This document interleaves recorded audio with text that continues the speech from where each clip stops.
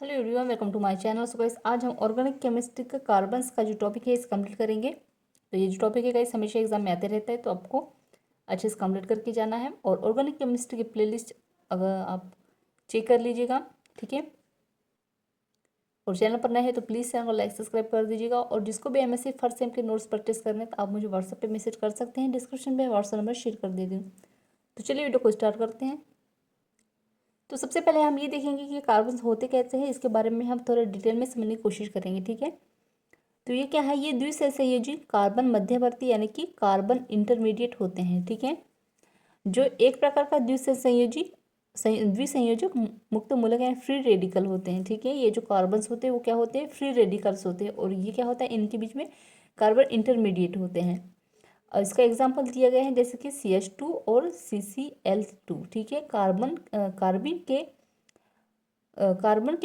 बाहतम कक्ष में 6 इलेक्ट्रॉन होते हैं, ठीक है। इसकी जो बाहतम कक्षा होगी उसमें क्या होगा, 6 इलेक्ट्रॉन उपस्थित होंगे।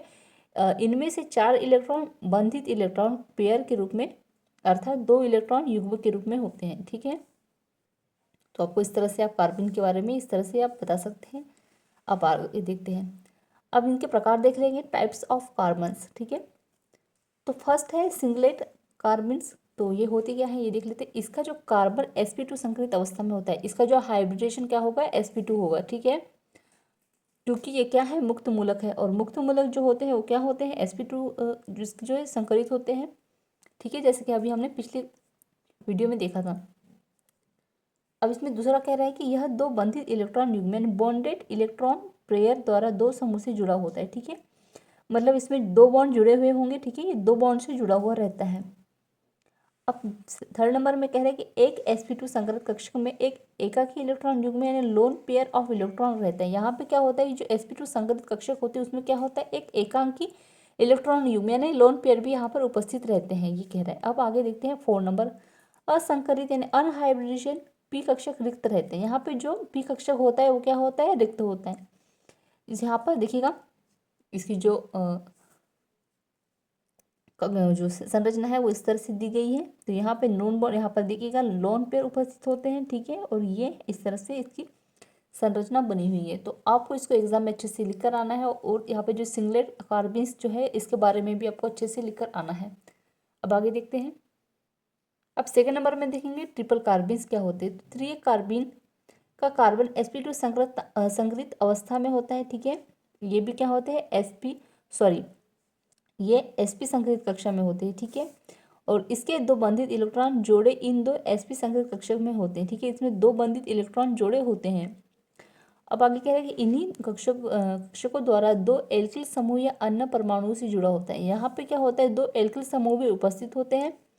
और ऐसे कार्बन में 2 अनहाइब्रिड ऑर्बिटल होते हैं, ठीक है। यहाँ पे 2 क्या होता है, 2 अनसंकरित कक्षक भी उपस्थित होते हैं। अब इनमें कह रहे हैं इनमें एक एक अनपेयर इलेक्ट्रॉन रहते हैं। यहाँ पे क्या होता है, जो यहाँ पर लोन पेयर उपस्थित नहीं होते हैं, अनपेयर इलेक्ट्रॉन उपस्थित होते हैं। अब इन इलेक्ट्रॉनों की चक्रण समांतर पैरेलल दिशा में होती हैं, ठीक है। तो इसका जो है इस तरह से दिया गया है। मतलब कि मान लीजिए ये जो है सिंगलेट कार्बन्स के अपोजिट होते हैं, ठीक है। उसमें sp2 होता है और इसमें क्या हो रहा है, sp हो रहा है, ठीक है। इसमें 2 बंधित इलेक्ट्रॉन जुड़े हुए हैं और इन्हें 2 इसमें एल्किल समूह जुड़े हुए होते हैं, ठीक है।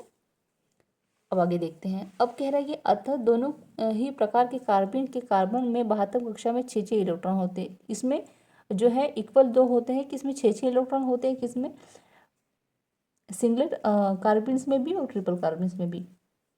इनके कार्बन को अपना अष्टक पूरा करने के लिए 2 इलेक्ट्रॉन की और आवश्यकता पड़ती है।